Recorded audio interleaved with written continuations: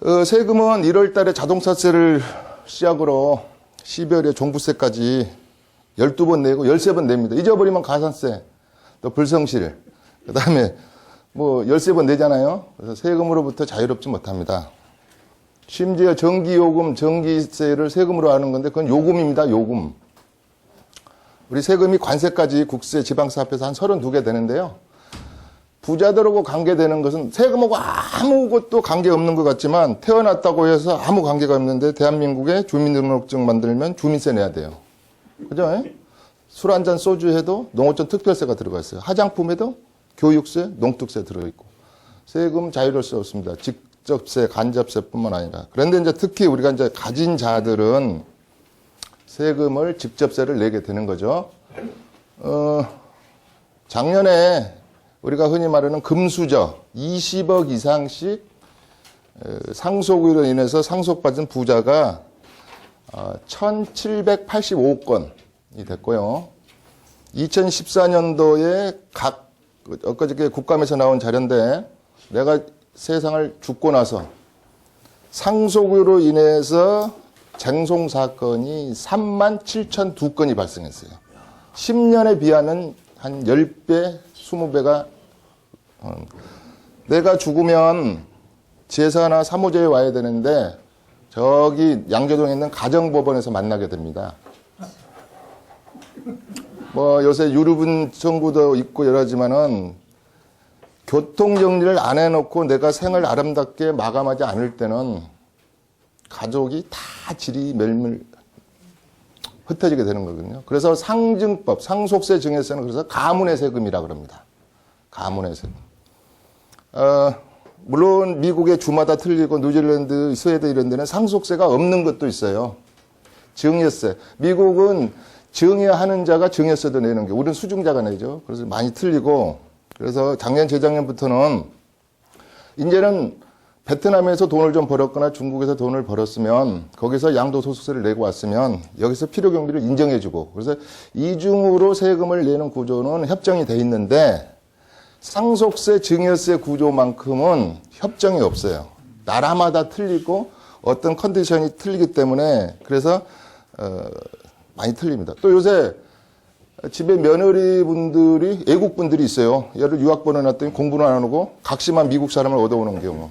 이랬을 때 부부간의 증여에 6억을 공개해 줄 것인가 말 것인가. 그게 이제 상거주 개념이나 183일을 우리가 거주해야지 세금을 매길 수 있는데 그런 거에 대한 부분. 그래서 요새 보면 세금이 점점 어려워져요.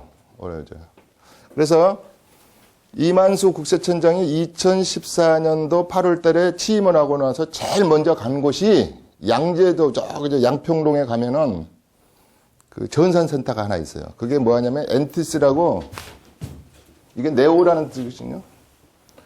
전체 대한민국 5천만 국민을 갖다가 이걸 만들 때는 누가 만드셨냐면 김영삼 대통령이 처음에 만들었어요.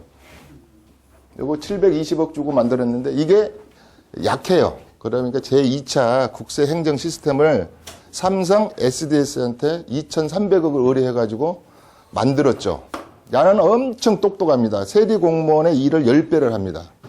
오늘 어저께 내가 300만 원짜리 프리미엄을 받고 양도소득세를 딱 신고를 하면은 15일 내에 얘가 딱 22만 원 세금 내서 이렇게 나오는 식으로 전 국민을 6개 소득별, 세대별, 직업별로 구분을 해서 이걸로 세금이 많이 나오는 겁니다. 1차적으로. 그래서 이렇게 기계가 세금을 매긴다. 옛날에는 과장, 계장 결제 라인에서 100만 원만 슬쩍 서랍에 놓고 오면 양도소득도 슬쩍 넘어가고 그런 시절이 있었습니다. 지금은 안 된다. 이 시스템은 세계적으로 유명합니다. 그래서 우리가 수출도 많이 하고. 그 다음에 만든 게 또 뭐냐. 이거를 메인 축으로 PCI. 많이 들었을 겁니다. 2010년도에 만든 겁니다. 5년 단위, 지금은 이제 4년 단위로 법이 바뀌었는데 15억 이상을 너 재산이 이렇게 좀 늘었다. 재산이 좀 늘었고 너가 해외 다니면서 카드 같은 것을 한 5억 정도 썼더라. 그런데 신고 금액이 세무세 신고 금액이 적은 거예요. 적으면 이건 탈세로 보는 겁니다. 그래서 PCI가 세 사람을 잡기 위한 방법으로 해서 많이 된 거죠. 1번은 누구를 잡기 위한 시스템이냐면 대기업 총수들이 배임으로 자기 마음대로 돈을 써버리는 거. 수입과 지출을 잡아가지고 하는 거. 두 번째 고액, 치과의사, 변호사, 변리사 이런 분들을 잡기 위한 거. 그래서 4년에서 5년을 딱 해봐가지고 15억 이상 차이가 나면 작가당 얘가 발동을, 경고장을 이렇게 합니다. 그 다음에 만든 것이 뭐냐면 미성년자. 우리 지금 법적으로 19세 이하짜리가 금융소득이 4천 이상이 넘는다든가, 음모 아파트 전세를 얘가 소득이 없는데 8억에 사네? 그래서 전번에 9만 8천 명을 10억 이상, 전세 자금을 증명을 못하는 사람을 야가 잡고, 그런 것이 있어요. 또 현직 검사가 팀장으로 되어 있는 이 본부는 어디에 있냐면은 저기 세종로의 파이널 센터 거기 가면은 7층에 가면 있는 FIU. 모든 금융에 대한 것을 분석하는 금융분석원입니다. 팀장이 현직 검사입니다. 거기 가면 그냥 이게 차락차락 이렇게 돌아가는 사람 불 딱 꺼져 있고. 그래서 전 여러분의 금융소득을 야가 봅니다. FIU.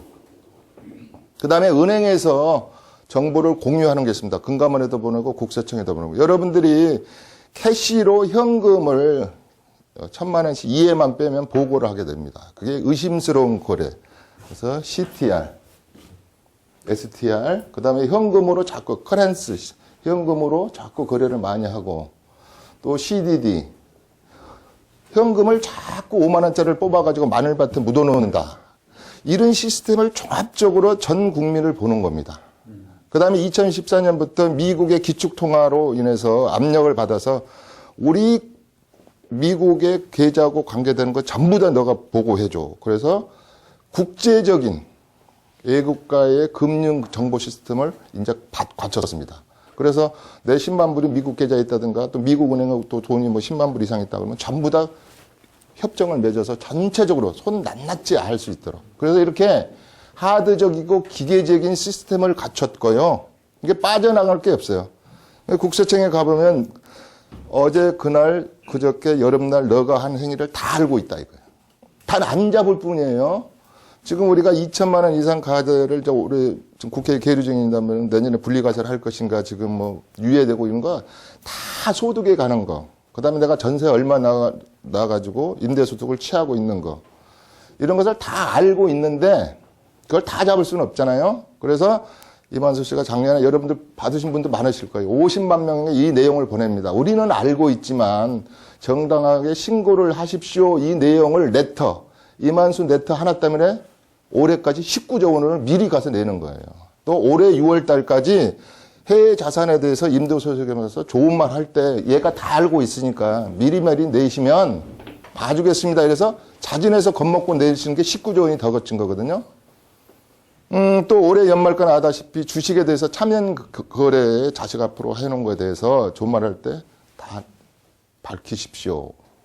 이런 것들이 이 친구가 이렇게 거금을 들여서 하기 때문에 이제는 이만수 친구가 자기 오빠라고 해도 봐줄 수가 없어요.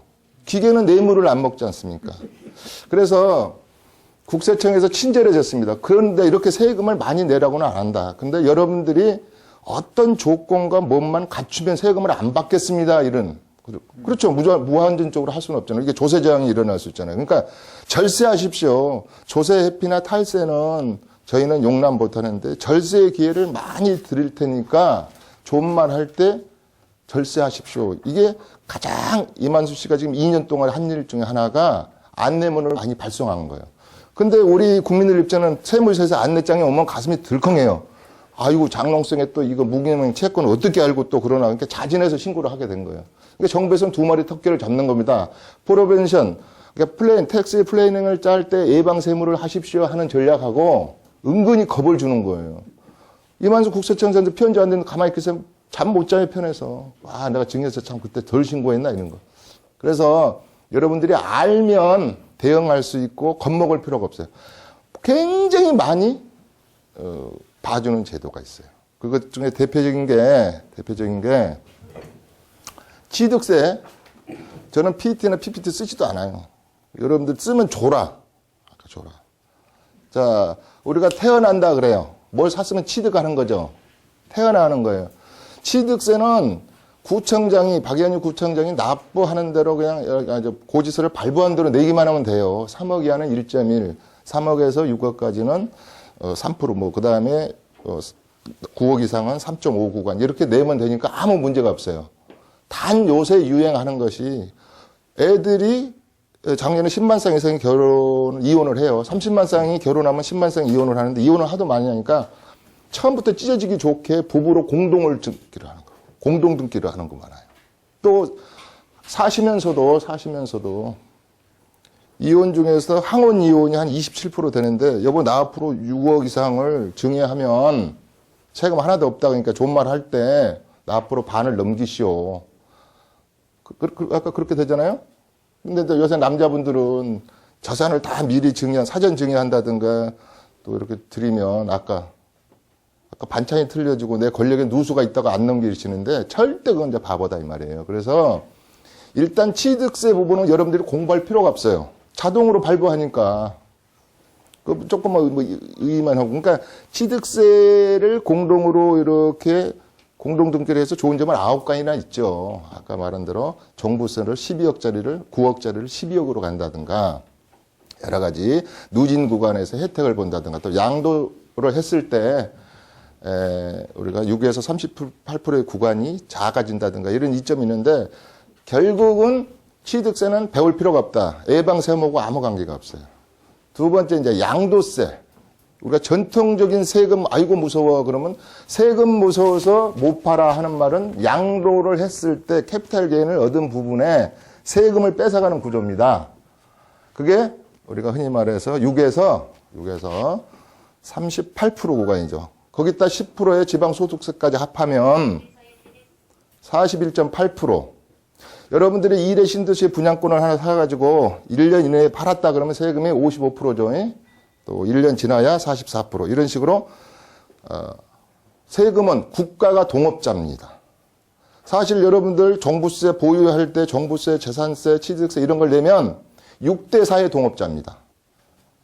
국가가 60%를 가져갑니다. 세금을 하나도 탈세 안 하고 딱 낸다고 했어요. 내가 10억을 투자해가지고 10억을 벌었을 때 필요경비라 할지 기회비용이라 할지 이런 걸 다 따라졌을 때는 국가가 더 많이 가져가는 구조입니다. 그 다음에 이제 상속세, 증여세는 이제 틀려집니다.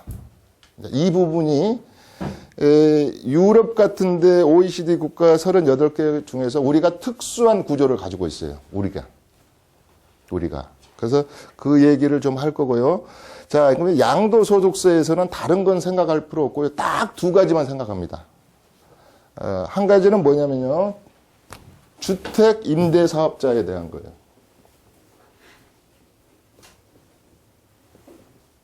이 법은 제가 2년 전에 모리그룹에 저희는 이제 외국을 많이 가죠. 그래서 했을 때 일본의 차지차가법. 일본은 거꾸로 말합니다. 임대주택 사업자라 그럽니다. 근데 우리가 그대로 차지차가법을 그대로 가서 베꼈는데 쪽팔리잖아요. 그대로 하면. 그래서 우리는 주택임대 사업자라는 거예요.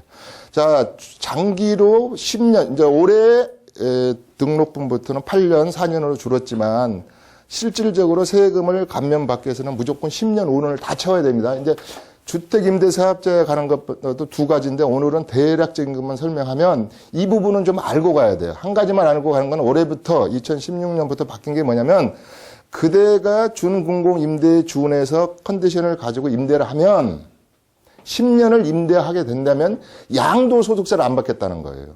양도소득세를. 제일 겁나는 게 양도소득세야. 내가 10개를 주거용 오피스텔도 준주택이니까 우리가 2014년 5월 9일부터는 전부 다 도시형 생활주택이 이런 것이 다 오피스텔도 전부 다 이제 임대사업자로 등록을 할 수 있는데 시세가 올랐어. 10개든 20개든. 그랬을 때 세금을 안 받겠습니다. 정 10년이 그대가 힘들면 5년만 해주면 70%를 깎아줄게요. 이런 제도란 말이에요. 장기부의 특별공개나. 간단하게 말합니다. 자, 양도세를, 캐피탈 게인을 아주 많이 할인해 주겠습니다. 이거야. 두 번째 요소는 주택수에 포함 안 되는 거예요. 내가 집이 음마아파트가 4억대 사가지고 지금 15억 갔는데 지금 팔면 10년 보유했으면 세금 음마아파트를 5억에 샀어요. 지금 15억에 팔았어요. 10억 남았죠? 10년만 보유했으면 세금 1,460만 원밖에 안 나와요. 근데 다른 게 하나 있어가지고 집이 2대가 되면 1세대 2주택이 되면 장기보유 특별공제를 30%밖에 안 해줘요. 그러면 세금이 싹 나와버린단 말이에요. 예를 들어서. 이럴 때 주택임대사업자로 등록하는 자에 한해서는 이 주택은 주택수에 포함시키지 않을 테니까 안심하게 파세요 하는 제도예요. 그럼 이게 왜 정부에서 만들었을까요? 전세값이 뛰니까 있는 자들이 지갑을 열어서 전세시장에 협조하면 그대가 가지고 있는 내야 될 부담을 양도소득세를 안 받겠습니다. 이런 제도예요. 두 가지 취지가 있죠. 또 하나 더 줬죠. 2년 전에 2014, 15, 16년에 대한 가소소득에서 조세 제한이 하나 일어났죠. 2천만 원, 매달 167만 원 정도 임대소득을 받아가지고 내가 노후도 생각하고 있고, 자식들 교육도 시키는데 여기서 해서 가세를 하려고 드니까 조세 제한이 일어난 거예요. 그래서 올해 가세분까지는 안 받겠습니다. 2천만 원 미만. 매달 한 167만 원 나오시면 신고 의무도 없어요. 자, 내년에 가서서 이제 민주당에서 이제 부자들이 뭐 이렇게 167만 원씩 받는데 세금 좀 내게 해야지 하니까 내년에 분리가세, 원천징수 15.2%로 하려고 그러는데 이것도 조세 제한이 일어날 것 같으니까 2년에서 3년을 유예하겠다. 이렇게 지금 돼 있는 거죠. 그 얘기 일단 잠시 할 거고. 그래서 주택임대사업자의 목적은 여러분들의 입장에서는 양도소득세를 100%입니다. 100%. 2017년 12월 31일까지의 취득분에 한해서는 100% 세금을 200채든 300채든 양도소득세를 안 뱉겠다는 거예요. 10년만 임대를 하면. 물론 그게 조건이 있어요. 연 5%를 올리지 말아라. 그 다음에 그 10년간 꾸준히 임대를. 전세든 월세든 그건 상관이 없습니다. 그래서 그런 부분에 대해서 임대주택사업자가 도입이 됐다. 또 이제 많이 방송 끝나면 이야기하는 거예요. 그럼 임대사업자를 한두 채인데 내야 됩니까? 이거거든요. 저는 무조건 내지 말라 그럽니다. 내서 신축주택을 사면 알다시피 취득세나 자산세를 감면을 받죠. 60제곱미터는 100%. 이렇게 해서 취득세를 감면받는 것이 그것 때문에 그러는데 안 내는 것이 좋다. 그건 이따 좀 설명을 하고. 그래서 제일 많이 질문 중에 의료보험도 틀려주고 연금소득도 틀려주는데 이걸 괜히 귀찮게 낼 필요가 뭐 있느냐 이렇게 많이 물어요. 꼭 내야 될 사람은 있어요. 꼭 내야 될 분. 아까 내가 집이 1세대 2주택이 됐어요. 3년간 주택이 겹쳐가지고. 그랬을 땐 내가 종전주택, 내가 거주주택이 세금이 너무 많이 나올 것 같으면 그 다음날 가서 잉크가 말라기 전에 내일 잔금 받을 거다 그러면 오늘 가서 신고만 하면 세금 안 냅니다. 그런 제도로 써먹을 때는 이게 필요하고 그래서 그런 것이 아니라면 내지 말아라. 그러면 무슨 소리야. 집 팔 때 내도 상관없어요. 내가 이제 집을 2년 후에 팔 거다 그러면 미리 지금 주택임대사업자를 낼 일이 아니고 잔금이 10월 30일이다 그러면 10월 30일 가서 세무서 구청에 등록하고 세무서에 가가지고 신고해서 필증 받아버리면 그날로 땡이라 이 말이에요. 그래서 그런 것 때문에 주택임대사업자를 내 가지고 안 좋은 점이 꽤 있어요. 그래서 이제 그런 문제. 그래서 주택임대사업자. 두 번째 국세청에서 뭘 만들었냐면 가장 대한민국의 우리 베이머 부모가 720만 명이 집 한 칸밖에 없단 말이에요. 또 어떤 분들은 집구석 하나밖에 없게 말하는데 집은 집입니다. 그래서 주자가 들어간 주택법, 주택에 관한 것만 세금이 거의 없어요. 다 별별 세금을 노마에서는 오줌세, 창문세, 러시아에서는 옛날 이거 코시엄세도 있었어요. 근데 대한민국도 세금이 그렇게 30가지가 넘는데 집에 관한 거, 의식주 중에서 내가 월남도 가고 사우디도 가가지고 몫으로 집 하나 마련해놨는데 이거 하나 팔 때 세금을 왕창 국가에서 빼나가면 난 대한민국 국민은 안 하고 이민을 가겠다. 이게 조세 제한이 일어나니까 좋다. 주택에 대해서는 세금 안 받겠다는 겁니다. 자, 그래서 국세청에서 주택을 52가지로 분리해놨어요. 52가지로. 52가지의 주택은 세금을 안 받는 겁니다. 자, 해볼까요? 내가 방송에서 해보니까 이게 52가지 하려면 40분 걸려. 근데 오늘은 4초로 해보면 제일 좋은 거 무자식 상팔자. 집 없는 거 무주택자. 자, 무주택자는 뭐가 좋죠? 공공임대를 분양받을 때 할인 분양이 되죠. 부분임대를 받을 수 있죠. 장기 임대 이런 거, 스테이 이런 걸 할 때, 그 다음에 재산세를 내라 그래, 양도세를 내라 그래, 무자식 상팔자니까 아무것도 안 내. 그래서 무주택자가 좋은 거예요. 그래서 우리나라 대한민국의 무주택자는 84점으로 해놨죠. 84점. 이게 이제 어저께 여러 가지로 이제 이따가 시간이 있으면 내가 그 설명도 해주겠지만 11억 법, 우리 분양권에 관한 여러 가지를 많이 좀 규제를 했는데, 지금은 신혼부부가 결혼을 해서 5년차 미만을 신혼부부용 우리 특별 분양을 해줄 때 뱃속의 아기도 산부인과가 사인만 해서 뱃속에 아기가 두근거리고 있네 그러면 태어나지 않아도 3점 줍니다. 이런 식으로 뱃속에 아기까지 주는 거. 세상에 상정백회했죠. 그래서 무주택자에 대한 예우는 최고로 좋습니다. 특별 분양할 때 다른 데는 일회가 120대 1, 130대 1 할 때 특별 분양은 6대 1, 7대 1 되는 거죠. 그 다음에 장애자들이나 이런 특별 분양은 점수를 100점으로 서울시에서 딸리 가려 합니다. 저 같은 경우는 거기 이제 고문으로 있기 때문에 이렇게 문자가 딱 와요. 특별 공고. 그래서 이런 주택을 이렇게 무주택자가 최고 좋은 시스템을 해놨다. 두 번째, 1시대 1주택. 한 세대가 세대원이 동소에서 생계를 같이 하는 자가 한 주택만 있는 거예요.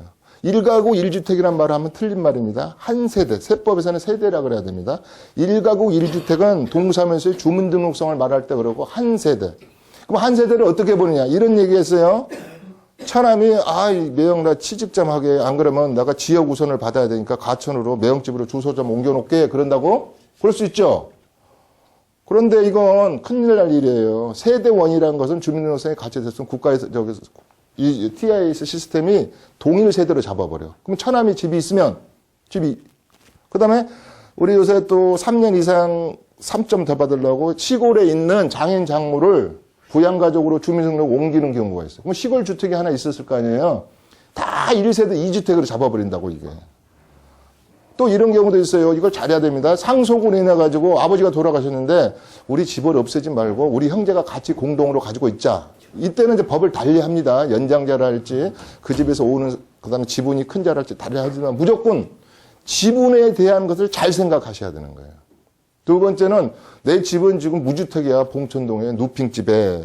그러나 그건 유주택입니다.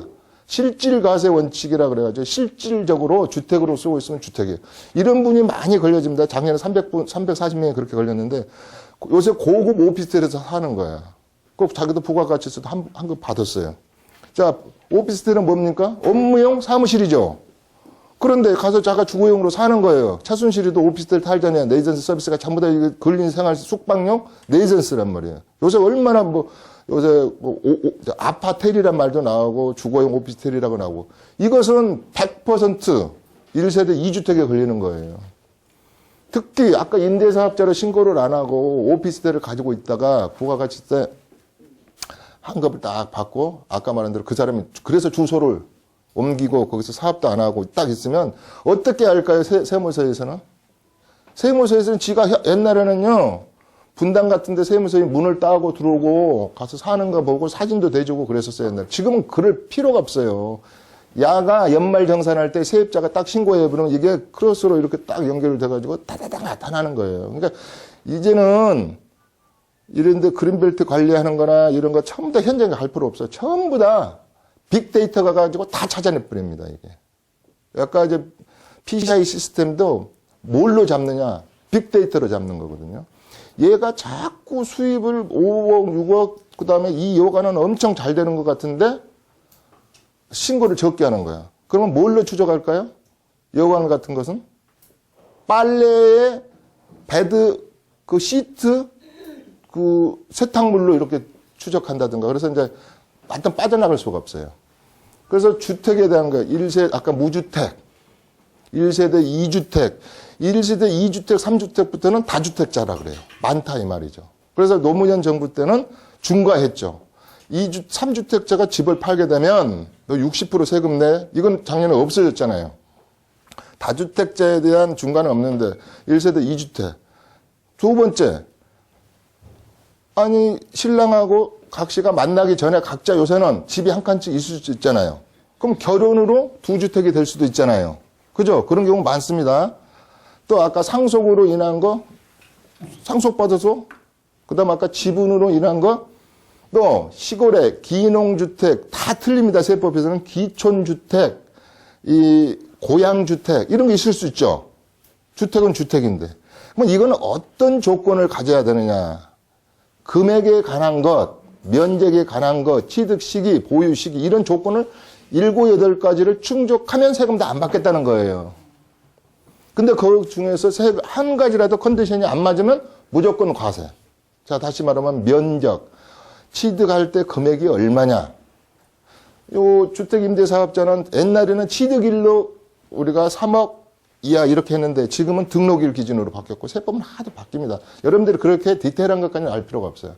그러니까 아까 금액, 면적, 보유 기간, 취득 시기, 그다음에 선후관계. 상속으로 주택 받은 것은 5년 이내에 항상 상속주택을 나중에 팔아야지 세금이 없는 거지. 먼저 팔으면 세금 과세. 이런 식으로 까다롭게 규정을 해놨는데 그렇게 해서 아까 그 규정을 안 지키면 세금을 과세하는 거예요. 자, 입주권, 그 다음에 분양권. 입주권은 뭘 입주권이래요? 세 가지가 있죠. 당첨권에 대한 과세 기준 틀리고 입주권에 대한 과세 기준 틀립니다. 그 다음에 분양권에 대한 과세 기준 틀려요. 입주권은 그 흔한 재건축, 관리처분을 받아가지고 안공일 이전까지의 그 보유 기간, 또 그 이후에 전 가족이 동시에 입주했을 때의 컨디션. 이래서 여러 가지가 있단 말이에요. 그 외에 수도 없습니다. 이걸 이제 주택에 한해서 이 조건을 딱 갖추면 세금을 하나도 안 받겠다. 또 농특세만 받겠다. 이런 거예요. 그러면 이제 이게 어떻게 해야 되겠어요? 세금을 하나도 안 내려면 그 당시 가가지고 내일 복덕방에서 전화와가지고 오늘 팝시다 그러면 조건을 못 갖추겠죠. 예를 들면 이럽니다.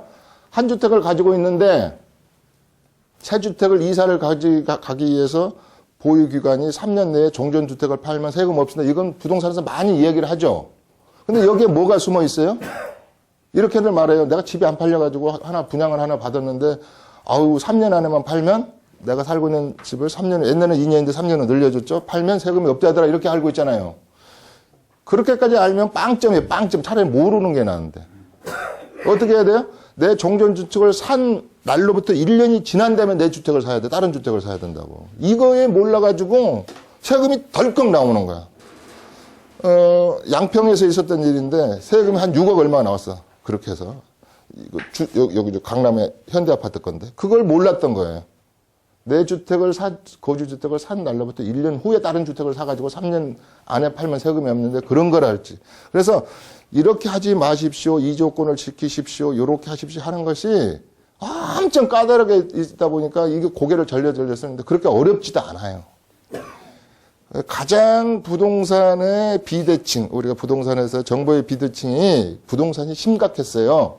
개별성 때문에. 내가 어디 가서 딱 내가 벤츠를 하나 살란다 그러면 인터넷 뒤져보면 정보의 비대칭에는 별로 안 빠져요. 그죠? 뭐 시세 다 나와 있고 비교 사례 다 나와 있는데. 근데 부동산은 전체 개별적으로 아까 개인마다 케이스별로 다 틀리기 때문에 어렵단 말이에요. 내 케이스에 맞추려면. 그러다 보니까 정보의 비대칭에 많이 빠지는 거예요. 그러다 보니까 선택을 잘못하는 거예요. 그게 에버스 셀렉션이야. 선택을 아주 거꾸로 가버리는 거. 지금 내가 3년의 컨디션을 갖춰야 되는데 거꾸로 알고 1년만 한다든가 선택을 잘못하는 거죠. 그 다음에 6억 미만짜리를 사야 되는데 85제곱미터 이하를 사야 되는데 149제곱미터 이하를 사라고 분명히 세법에 있는데 또 임대주택 사업을 할 때는 임대일로부터 60일 이내에 30일 이내에 분명히 그 요일에 따라서 등록을 하십시오. 신고를 하십시오. 또 증여세는 증여받을 다음 달로부터 3개월 이내에 하십시오. 애국거주자들은 상속세는 9개월 이내에 하십시오. 이런 거 있는데 이런 걸 안 지킨단 말이에요. 역선택을 하게 돼. 그러면 안 봐준다 그랬잖아요. 이거 내가 몰랐는데 딱 하루 지났으니까 봐주라. 이것은 옛날 같으면 국세청 직원은 인간적으로 봐줄 수 있어요. 그죠? 서랍에서 슬쩍 해가지고 고무지기로 슬쩍 지워가지고 하면 되지. 야는 안 되는 거예요. 이게 전산이 이렇게 돼. 봐주고 싶어도 못 봐주는 거예요. 그래서 프리벤션. 예방을 딱딱 짜야 돼요. 제일 짜기 좋은 건 뭐냐? 상속세, 증여세는 자기 재산이 10억이 딱 넘으면 금융재산 뭐 해가지고 10억이 넘으면 10억이 넘지 않으신 분은 이제 공시가격입니다. 우리가 흔히 또 이것도 9억 이하에는 이것도 많이 터져. 9억 이하에는 1세대 1주택은 세금이 없다더라 이렇게 많이 알아요. 그죠? 근데 이분이 뭘 또 정보를 에버스 셀렉션을 했느냐? 공시가격으로 알고 있는 거야, 공시가격. 음마 아파트가 14억이면요, 공시가격으로 보면 9억 정도 나온다든가 이렇게 될 거 아니에요? 80%만 잡히니까? 그게 아니고 복덕방에서 쓴 실거래가라는 게 분명히 존재하는데 자기만 그렇게 생각하는 거야. 아, 이 공시가격으로 9억이 하면 세금이 없다는데. 팔아놓고 일 열려놓으면 누가 봐주냐고, 이거. 그래서 예방세무를 하셔야 되는 거예요, 예방을. 그래서 특히 우리가 상속세 부분하고 증여세 부분 보면 아까 그렇게 상속 쟁송권도 많이 있고 그러지만 적어도 상속세 증여세는 10년 단위로 짜야 돼요. 10년 단위로. 10년 단위로. 우리가 흔히 말해서 부부간의 증여는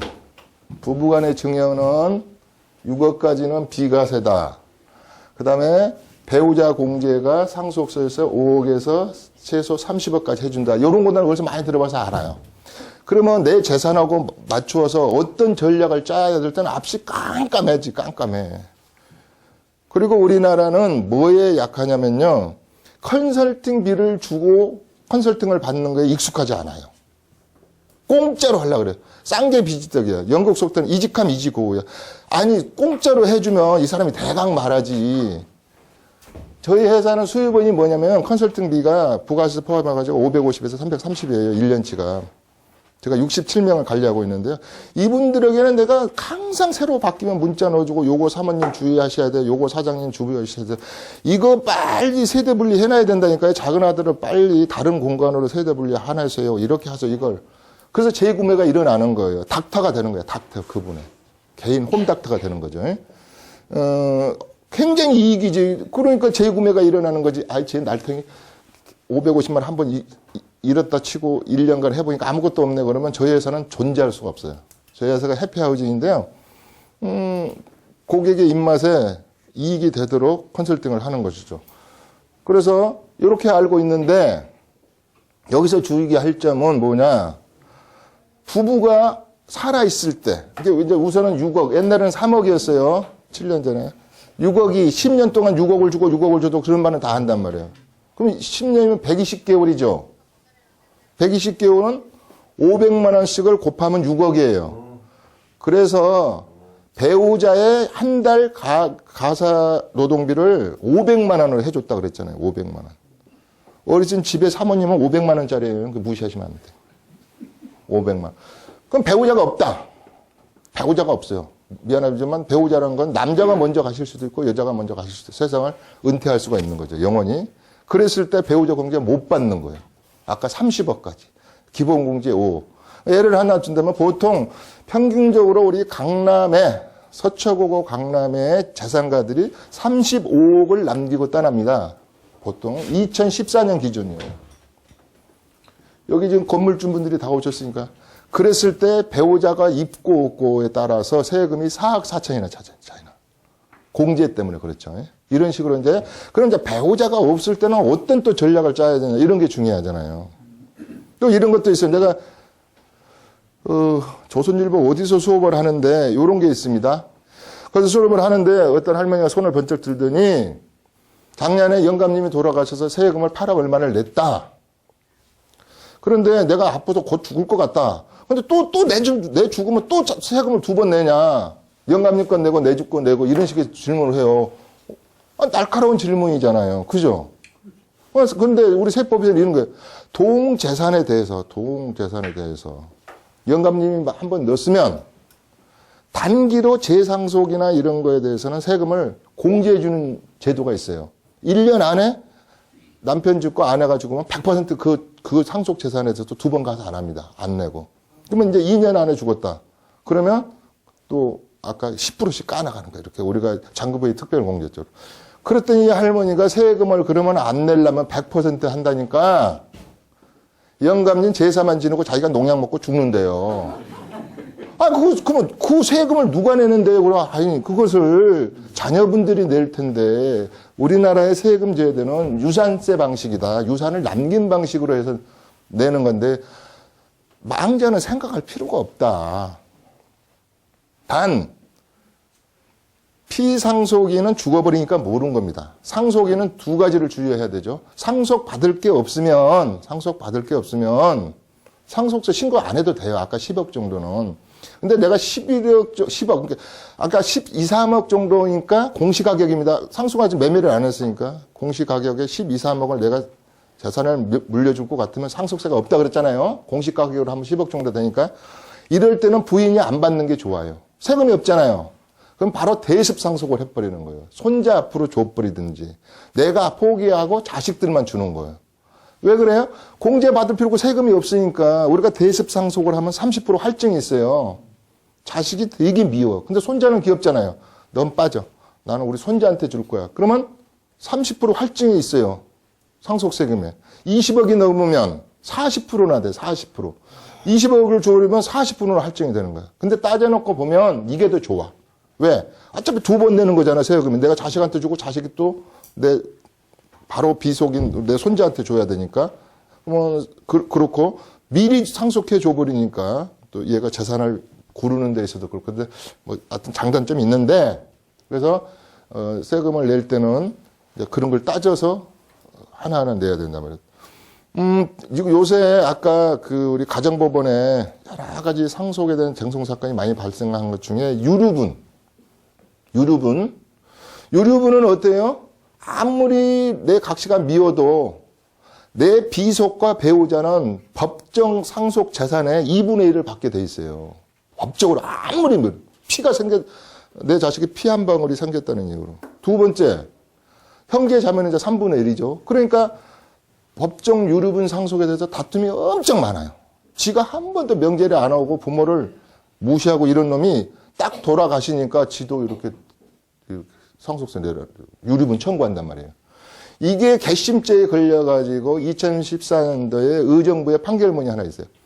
유류분은 잘 들으셔야 돼요.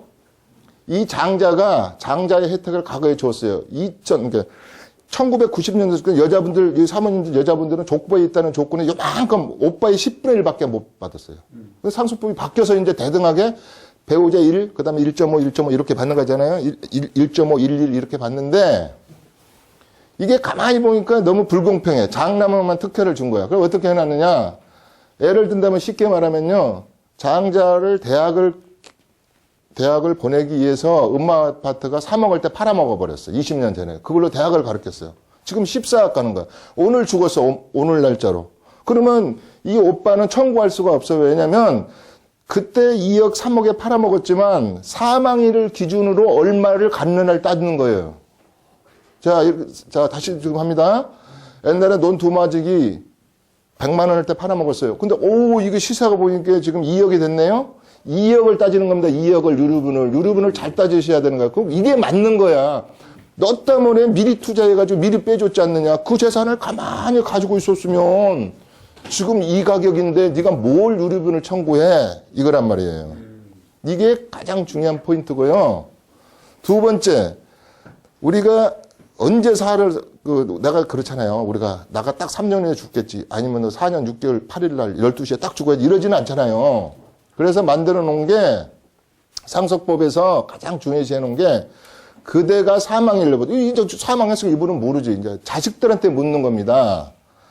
자, 한정승인할지 상속 포기할 때 그 피상속인 망자가 그러니까 부모님이 돌아가시기 그날로부터 상속 개시일로부터 1년 전에 부동산 종목별이에요. 전체가 아니에요.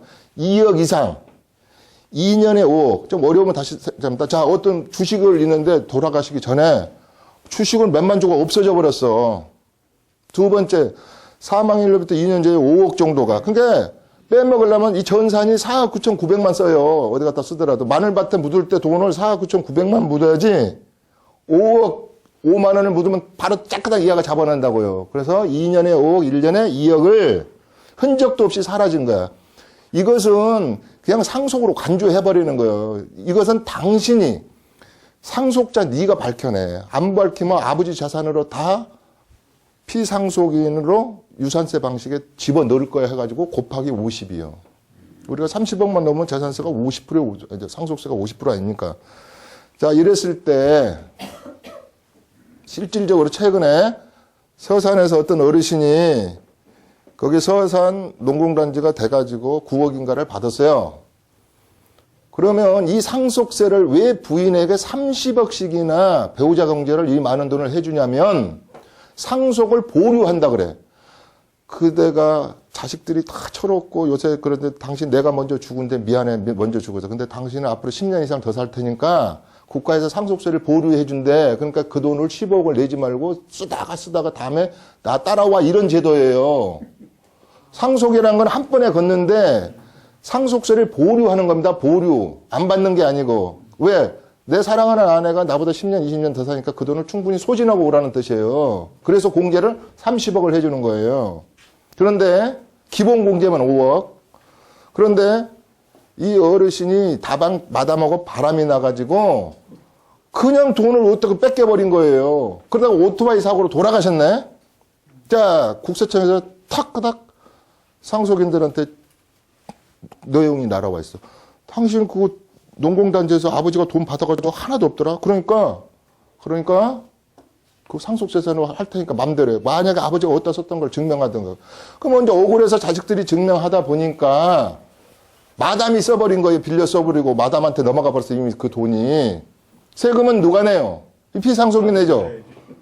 그래서 세금은 첩이 써버린 그 돈을 본처가 낸단 말이에요. 본처가. 이게 냉정한 현실이야. 그래서 우리나라의 상속세 증여세는 자산이 좀 아까 35억 정도 이렇게 하면은 신고를 하면 처음에 신고를 안 받습니다. 지방세무서 106개의 지방세무서 118개의 세무서에서 팀장이 모여서 홍길동이라는 분이 35억을 남기고 자식의 3명이서 상속세를 나눠서 낸다고 그러는데 이렇게 신고를 해왔다. 그리고 도장 꽉 찍어주는 게 아니고 우리 양도세는 딱 신고해가지고 도장 딱 찍어가지고 그 자리에서 그냥 그 양도소득세를 금액에서 발부하잖아요. 요런 큰 금액은 1년 정도를 조사를 합니다. 아까 2년, 5년 내에 마늘밭에 숨긴 돈이 없나? 두 번째 엔젤 주식 같은 게 없나? 부담보에 대한 부채 관계 없나? 이걸 조사를 해가지고 이 정도면 성실하게 납부를 했구나. 그래서 이거 국가가 납부라고. 국가가 결정해줘야지 끝나는 세금이에요. 우리 다른 것은 지방세의 제책기간은 5년, 7년이에요. 짧아요. 금방 넘어가 버려. 이건 15년이야, 15년. 그러니까 상속세 증여세는 못 빠져나가는 거예요. 또 안 날로부터 그러고. 전번에 벽장총에서 금괴 나온 것도 그런 사건이야. 안 날로부터 따지는 거다고요. 제척기간이 15년으로 가장 길어요. 이래서 상속세 증여세는 굉장히 미리미리 과학적으로 관리를 안 하면 세금을 50% 뺏긴다 그랬잖아요. 50%. 이게 상속세하고 증여세는 똑같아요. 세율도 똑같고 뜯어가는 세율도 똑같고 누진공제도 똑같아요. 그런데 죽어서 내는 것은 상속세고 사전에 내는 것은 지금 몇 시예요? 좀 쉬었다. 사전에 내는 것은 사전증여이기 때문에 미리 내는 게 당연히 좋죠. 근데 또 미리 내지 않고 상속했을 때 좋은 재산이 많아요. 특히 농지 같은 것은 돌아가셨을 때 내는 게 좋아요. 뭐 그런 것이 다 그 케이스별로 물건별로 종류별로 다 틀린데 그 개인 간에 다 틀리잖아요. 그래서 케이스별로 다 연구를 해야 될 대상이에요.